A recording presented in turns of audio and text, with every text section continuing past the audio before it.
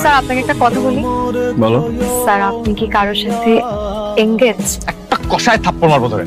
জি মেয়ে, ভালোবাসা, ভালো লাগা, এনগেজ, পছন্দ এগুলো কোত্থেকে শিখো? হ্যাঁ, কে শিখায় তোমাদের এগুলো? নাটক সিনেমা দেখো, রোমান্টিক নাটক দেখো না? শোনো, তোমার যে বয়স, এই বয়সে তোমার একমাত্র কাজ হচ্ছে পড়াশোনা করা। পড়াশোনা করো, স্কুলের সবাইকে দেখায় দাও যে তুমি স্কুলের সবচেয়ে ভালো ছাত্র। দেখাই দিব, কিন্তু আমার একটা শর্ত আছে। কি? আমি যদি ঠিকঠাক মতন পড়াশোনা করে ভালো রেজাল্ট করতে পারি তাহলে আপনি আমার সাথে প্রেম করুন। আচ্ছা, পড়াশোনা করো, তারপর পরটা পরে দেখা যাবে। পরে দেখা গেলে তো হবে না, আপনার আমাকে এক্ষুনি প্রমিস করতে হবে। প্রমিস করেন স্যার।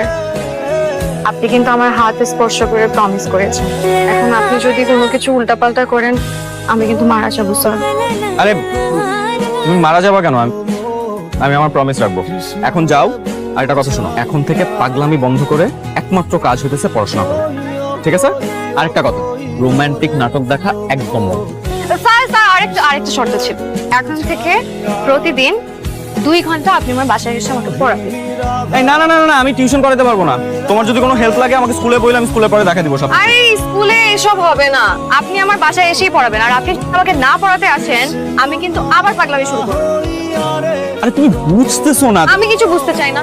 আপনি যদি আমাকে না পড়ান তাহলে আমি পড়াশোনায় মনোযোগী হব না, আর আমি যদি পড়াশোনায় মনোযোগী না হই তাহলে আমি ভালো রেজাল্ট করব না, আর ভালো রেজাল্ট না করলে আমি আপনাকে পাবো না। সো তার মানে আমাদেরকে এখানে যেটা কি মনোযোগটা কোথায়? হ্যাঁ স্যার, এসব ধরাধরি আমার ভাল লাগে না। আর এই কঠিন জটিল অঙ্ক এখন আমার মাথায় ঢুকবে না। বাইরের আবহাওয়াটা কি সুন্দর, চলেন না একটু ঘুরে আসি। তোরই আমি তোমাকে পড়াইতে আসছি, তোমার সাথে প্রেম করতে আসি না। চলেন না স্যার, একটু করি মানে কি? প্রেম।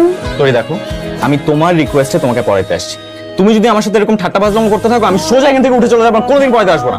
টুকু টুকু টুকু টুকু থুকু মানে সরি। তোরে শোনো, তুমি কিন্তু আমাকে কথা দিচ্ছো যে তুমি একদম ঠিকঠাক পড়াশোনা করে স্কুলের সবচেয়ে ভালো রেজাল্ট করবে।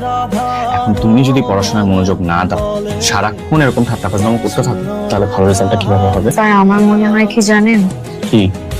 আপনি আমাকে একটু একটু পছন্দ করা শুরু করে দিয়েছেন। মানে মানে আমি আমার রেজাল্ট নিয়ে যত না চিন্তিত, তার থেকে আপনি আমার রেজাল্ট নিয়ে বেশি চিন্তিত। তোরই আবার থুকু না, সরি।